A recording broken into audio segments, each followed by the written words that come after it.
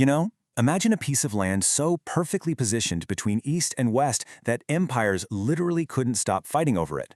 Well, welcome to this explainer where we're going to see how 13,000 years of history shaped exactly that kind of nation. When you look at a map of Europe, the Balkan Peninsula it's the ultimate crossroads, right? A space where empires just endlessly collide. And right there, right in the heart of the whole shebang, is Bulgaria.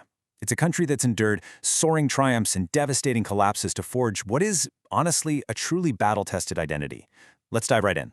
It is like a chameleon, adopting the color of its surroundings. And so far, it has been a non-suspecting, defenseless guest, in which many cultures and civilizations have left their mark. Now, what's really fascinating about that idea is how perfectly it captures Bulgaria's essence. It's this incredibly resilient entity, adapting to massive external pressures while fiercely protecting its inner identity. Over the centuries, you've had waves of different civilizations washing over this land, leaving their distinct marks on the culture, the architecture, the very spirit of the people. But the core of who they are, that has always survived. So, to understand how the modern Bulgarian state was forged, we're going to navigate through 6 distinct eras today.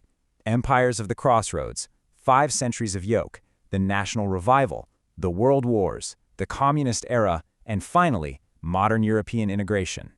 We're basically compressing millennia of shifting borders, foreign influences, and massive cultural pivots into one sweeping historical epic. It's like a giant puzzle.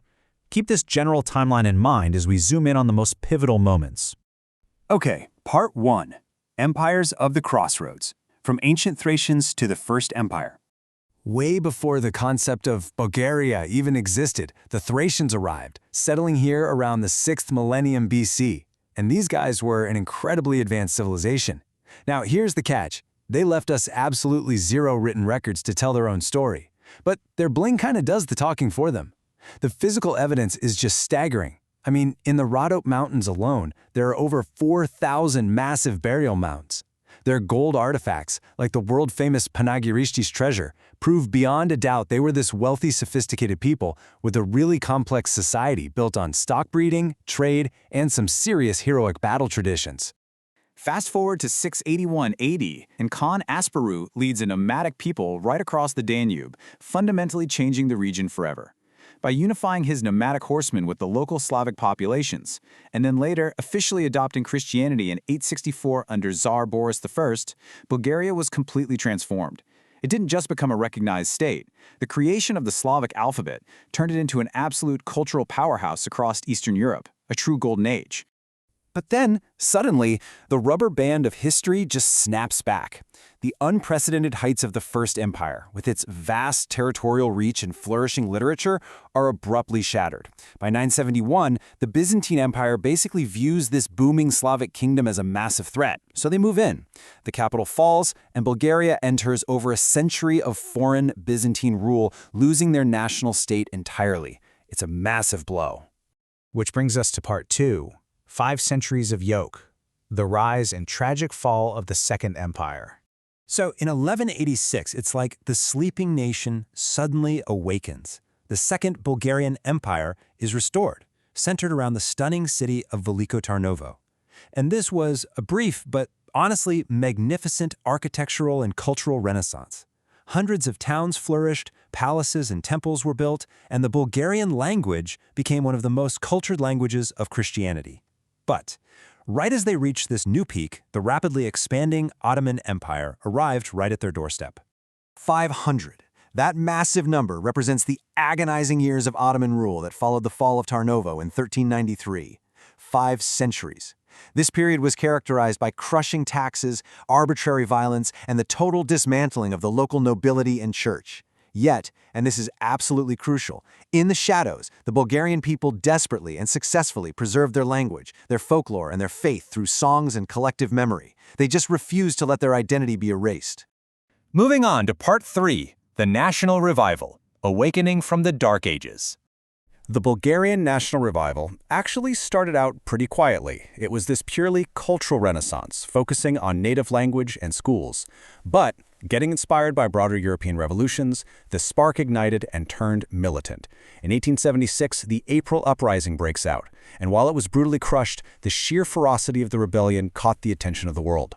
This directly prompted Russian intervention in 1877, culminating in a grueling war that finally broke the Ottoman grip and placed Bulgaria back on the map. Now let's look at Part 4, the World Wars, a desperate quest for lost territories. So, here's the situation. Bulgaria emerges from Ottoman rule, but its ethnic population is completely scattered across neighboring borders. Driven by a singular, burning desire to unite these territories, Bulgaria threw itself headfirst into the Balkan Wars. But when old alliances fractured, they found themselves invaded from pretty much all sides. Desperate to reclaim what they'd lost, they took a huge gamble by allying with the Central Powers in World War I. Actually, looking back, it was a massive miscalculation. Instead of unification, the whole effort ended in complete catastrophe and widespread civilian despair. Just look at that number, 81.4%. Following those conflicts, Bulgaria lost a staggering 81.4% of its pre-war territory. To put that into perspective, they didn't just lose land, they lost their most historically and economically vital regions.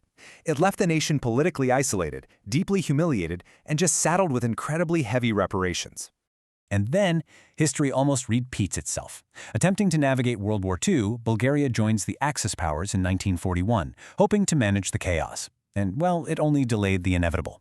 They managed to avoid an initial invasion, sure, but the sudden death of King Boris III in 1943 created this massive political vacuum. By September 1944, as the tide of the entire war turned, a Soviet-backed coup by the Fatherland Front took complete control of the country.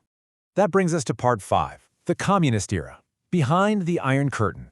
Through a highly controlled referendum in September 1946, the young Tsar was exiled, the monarchy was formally eliminated, and the People's Republic of Bulgaria was declared. Almost overnight, Bulgaria found itself locked deeply and tightly within the Soviet bloc, completely wiping away its old societal structure for the next 4 decades. Now, impartially speaking, this era was defined by two very starkly contrasting realities. On one hand, you had aggressive top-down modernization that rapidly transformed a largely agrarian society into an industrialized one, complete with collectivized agriculture. But the cost of that system was profound.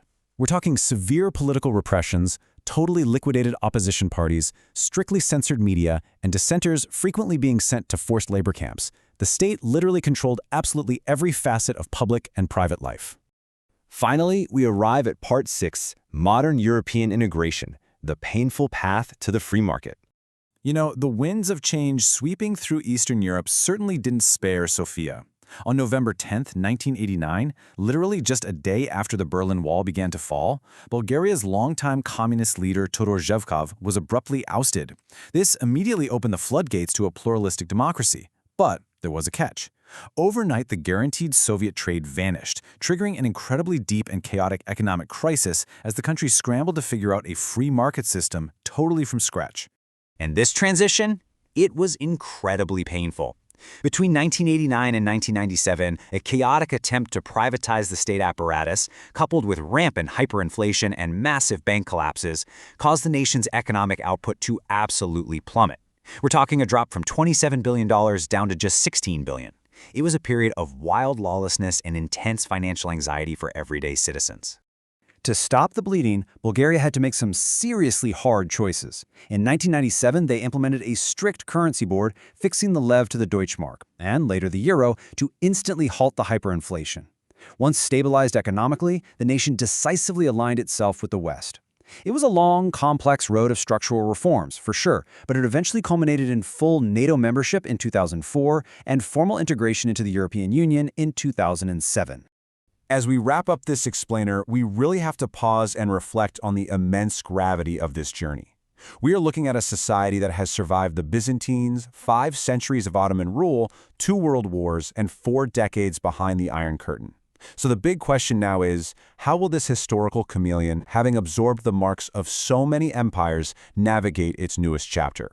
How will this battle-tested identity shape Bulgaria's role in a modern, globalized, borderless Europe? It is a fascinating question, and one the world will definitely be watching unfold.